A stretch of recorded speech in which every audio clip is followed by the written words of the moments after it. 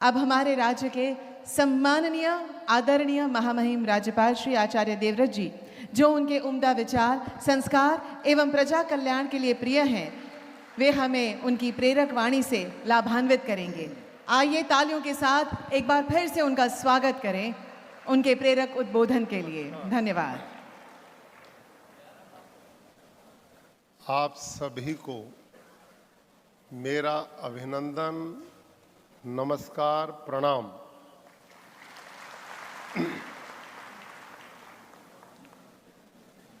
विश्व आंजना फाउंडेशन तथा आंजना धाम ट्रस्ट के सौजन्य से आज जो भूमि पूजन का कार्यक्रम किया गया, इसके लिए भी आप सबको बहुत बहुत बधाई और साधुवाद। हमारे बीच में उपस्थित आदरणीय महंत श्री दयाराम जी महाराज, हमारे प्रदेश के यशस्वी विधानसभा अध्यक्ष, जिनका बहुत मौलिक और प्रेरणादायी प्रवचन आप सब ने सुना, ऐसे शंकर भाई चौधरी जी, अध्यक्ष आंजना धाम, दानवीर दाता श्री मणिलाल भाई चौधरी जी,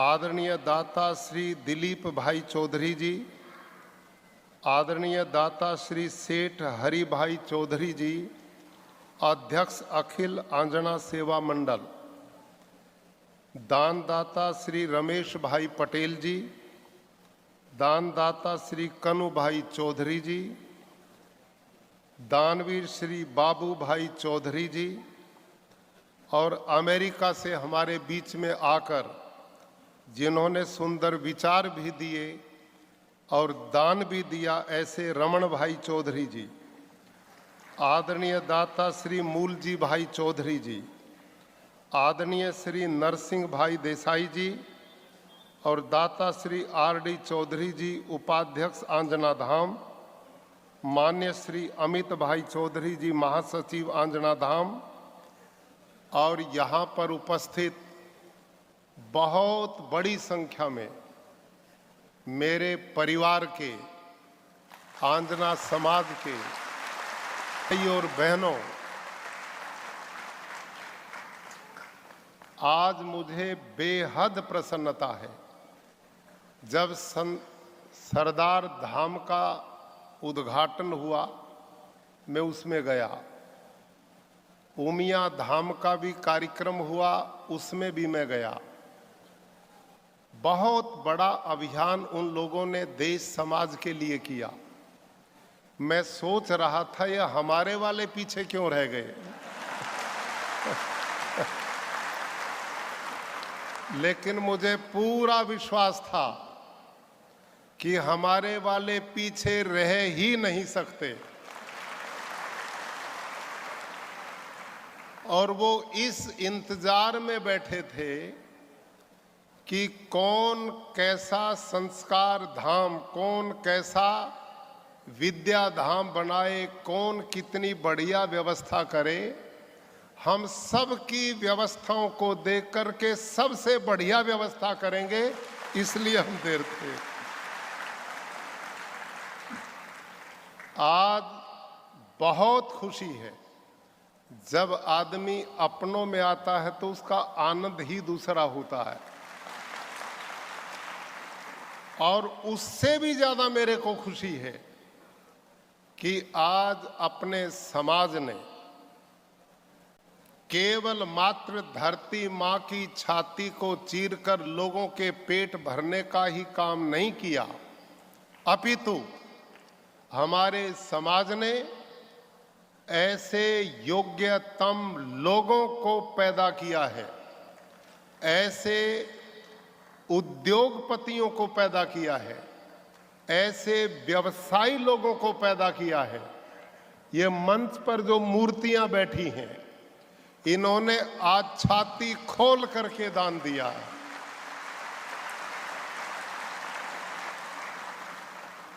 आदरणीय मणि भाई जी और उनके कुछ साथी, भाई इसकी आवाज़ थोड़ा कम करो, ये गूंजती है।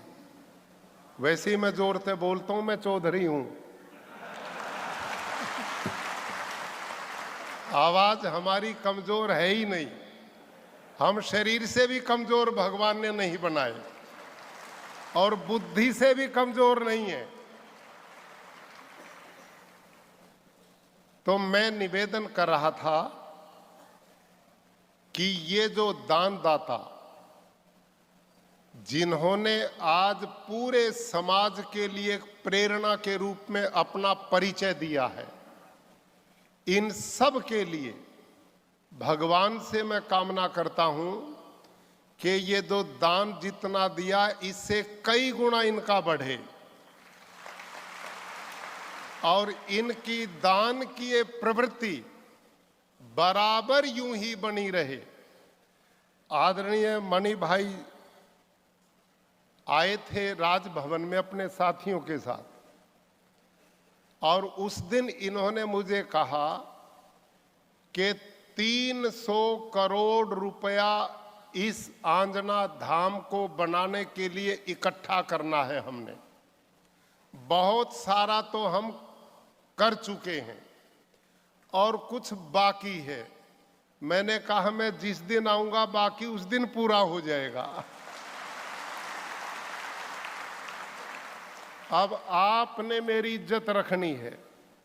आप सबके भरोसे पे मैंने इनको विश्वास दिया था और मैं ये कह करके आया था कि उस दिन आपका जो 300 करोड़ का लक्ष्य है, ये बहुत पवित्र मिशन है। ये हमारी आने वाली पीढ़ियों के निर्माण का विषय है। और अभी आदरणीय शंकर भाई चौधरी, मणि भाई चौधरी जी ने जो विचार हमारे बीच में रखे हैं, आपने सुना होगा, उनका मिशन केवल इस धाम को बनाकर बालकों को केवल अक्षर ज्ञान देना नहीं है। उनको खाली आईएएस, आईपीएस या सिविल सर्विसेज में जाएं केवल इतना नहीं है। इनका मिशन इससे भी ऊंचा है कि हमारे बच्चे सही अर्थों में इंसान बने, मानव बने, संस्कारवान बने, जो अपनी कौम के गौरव को भी बढ़ाएं, अपने माता पिता के भी नाम को ऊंचा करें और भारत के यशस्वी प्रधानमंत्री श्रीमान नरेंद्र मोदी जी जिस देश को आत्मनिर्भर बना रहे हैं, जिस देश को 2047 तक विकसित भारत बनाने जा रहे हैं, यह अंजना समाज उसमें बहुत बड़ा योगदान देने वाला बने, इस सोच के साथ हम काम कर रहे हैं। यह समाज राष्ट्रभक्त समाज है। यहाँ के युवा सदा ही देशभक्ति के भावों से भरपूर रहे हैं। हमारी वीर माताएं, हमारी नारी शक्ति अपने आप में बहुत बड़ी कर्मयोगी हैं। हमारी मां बहनों ने जहां हमने आगे बढ़ने का लक्ष्य लिया, हमारी मां बहनें कभी भी पीछे नहीं रही हैं। हर क्षेत्र में वो आगे बढ़ती रही हैं। आज समाज ये भी लक्ष्य साथ लेके चलेगा कि इस धाम में जो शिक्षण की बहुत सुंदर आधुनिक व्यवस्थाएं बनने वाली हैं, खेल के मैदान के लिए बालकों को तैयार करने का लक्ष्य लिया है, इनमें आंजना समाज के मेरे भाई और बहनों, हमने अपनी बहन बेटियों को भी बराबर से आगे बढ़ाना है। आज दुनिया बहुत तेजी से आगे बढ़ रही है और उन्हीं देशों ने, उन्हीं समाज ने उन्नति की है जहां दोनों भाग, महिला और पुरुष, समान अपना योगदान करते हैं। और आज तो बहुत खुशी की बात है, गुजरात में लगभग 32 यूनिवर्सिटीज हैं और उनके कॉन्वोकेशन में चांसलर के नाते मुझे जाना होता है। आज मुझे अपार प्रसन्नता है कि उसमें जब गोल्ड मेडल बांटे जाते हैं तो उनमें 80% पहला स्थान बेटियों का होता है। तो हमने इस बात को ध्यान में रखना चाहिए। वही समाज आगे बढ़ेगा जो समाज अपने बालकों को शिक्षा से जोड़ देगा, जो अपने बालकों को अच्छे संस्कारों से जोड़ देगा, जो समाज अपने बच्चों को व्यसन से बचने का रास्ता ढूंढेगा। आपने जो आज बहुत बड़े सुंदर संगठन का परिचय दिया और इतना उन्नत लक्ष्य लेकर के आप बढ़े हैं, ये आपके लिए और आने वाली पीढ़ियों के लिए निस्संदेह बहुत बड़ी प्रशंसा का विषय है। और ये जो दानी दाता यहां पर बैठे हैं, इनके लिए मैं इतना ही कहूंगा। हमारे यहां शास्त्रों में लिखा है, विद्या दानम महादानम ब्रह्म दानम विशिष्यते। दुनिया में दान तो सारे ही अच्छे होते हैं दिए हुए, लेकिन दुनिया में विद्या दान से बड़ा दान दूसरा नहीं होता।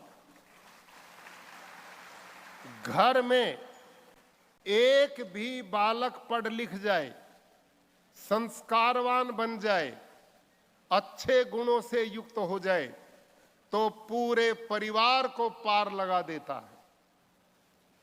ये जो धन आपने इस पवित्र मिशन में दिया है, ये आपने धन का सही सदुपयोग किया है।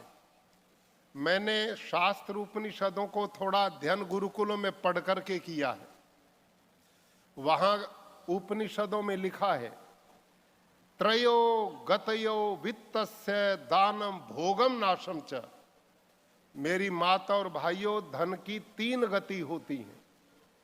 सबसे उत्तम गति धन की दान है और दूसरी गति उसका भोग करना है, और तीसरा हम ना दान करेंगे ना भोग करेंगे। जब हम ही नहीं रहेंगे तो धन हमारे पास कैसे रहेगा, उसका नाश हो जाएगा।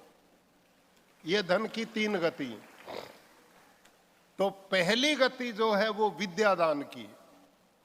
आप संत दानदाताओं ने जो अपने धन को आने वाली पूरी समाज की पीढ़ियों के निर्माण के लिए, उनको संस्कारित निर्व्यसनी बनाने के लिए, चौधरी समाज के जवान बेटों को खेल के मैदान में ओलंपिक तक मेडल लाने के लिए तैयार करने के लिए जिस धन का दान दिया है वो घटने वाला नहीं है।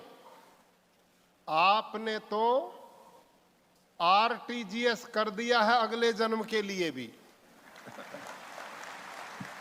ये एक सीधा तरीका है और इसका मैं प्रमाण दूंगा शास्त्रों के हिसाब से। हमारे यहां लिखा है, अवश्यमेव भोक्तव्यम कृतम कर्म शुभाशुभम। अर्थात जो हम जीवन में अच्छे या बुरे कर्म करते हैं, परमात्मा सबका निश्चित रूप से फल देता है। अच्छे कर्म किए तो अच्छा फल मिलता है, बुरे किए तो बुरा फल मिलता है। आपने तो इतना अच्छा कर्म किया है कि उसका अच्छा फल कैसे नहीं मिलेगा। अब इसका एक प्रमाण आप ध्यान से सुनना, शांत बैठ करके। ये लोग कहते ना अगले जन्म को किसने देखा, मैं बताता हूं अगला जन्म अभी दिखाई देगा आपको, अभी दिखाई देगा। अगला जन्म देखो, एक ही शहर में, एक ही दिन में, एक ही पल में, एक ही घड़ी में 2 बच्चों ने जन्म लिया।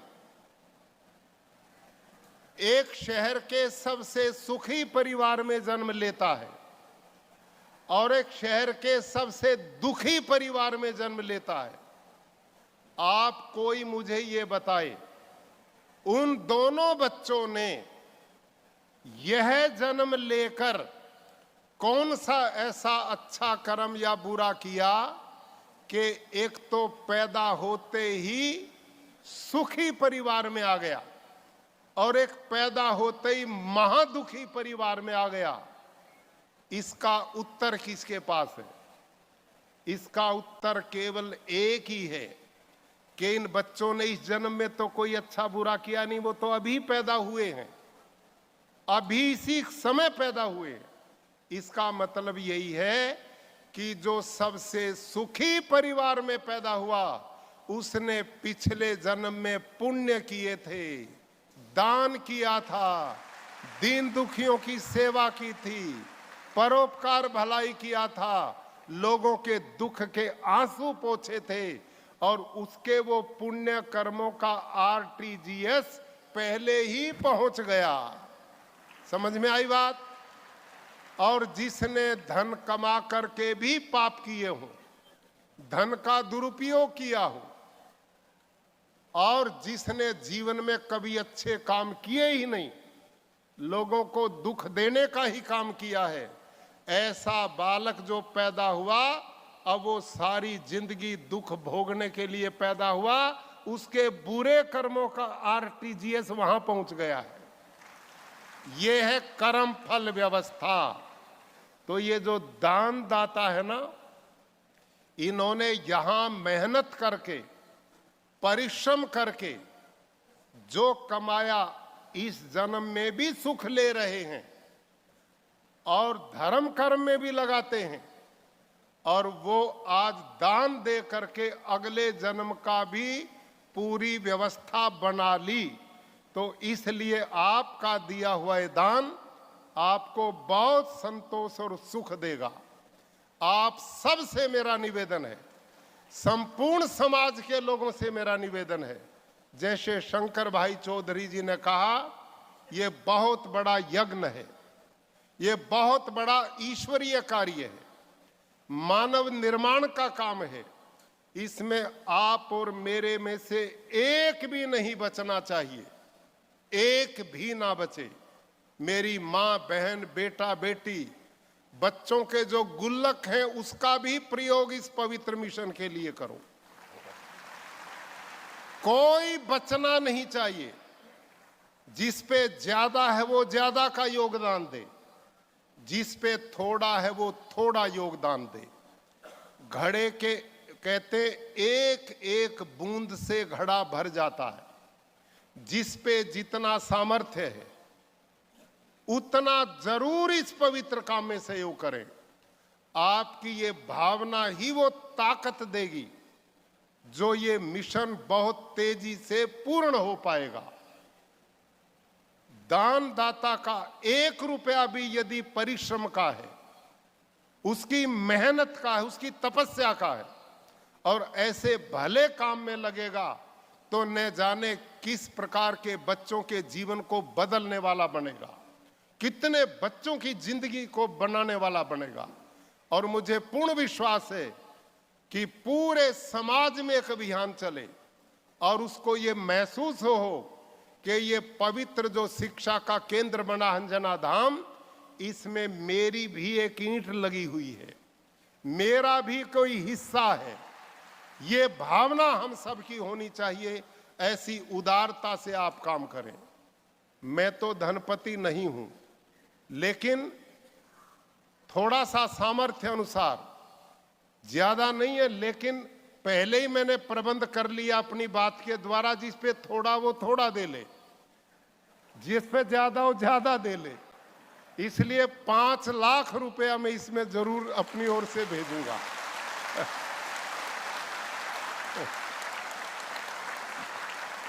और आप सबसे निवेदन है, भरपूर इसमें सहयोग करो। आप सबने आज इस पवित्र मिशन का संकल्प लिया।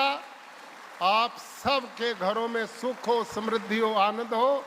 बहुत बहुत साधुवाद और धन्यवाद।